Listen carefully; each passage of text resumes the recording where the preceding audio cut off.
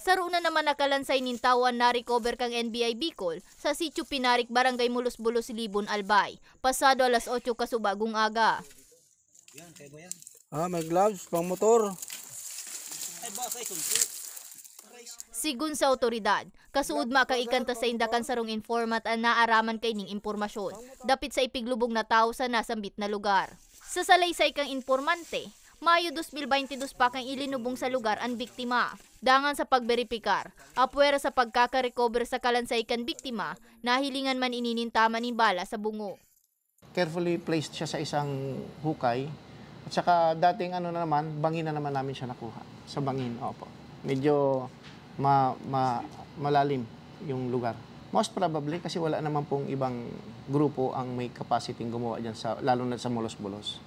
Pero under investigation pa po ito. Marso 4 kang parehong taon, sarong residente kang Barangay Matakon, Libon na nagpasiring sa NBI Bicol.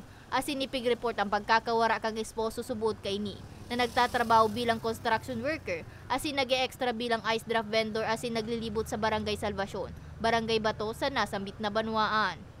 Sigung kay Jimenez, kasabay sa pagkakadiskubre ninda sa bangkay, may na-recover man sinda sa piglubugan sa biktima ng mga gamit na pigtutubudang gamit kan nasambit na nawawarang persona.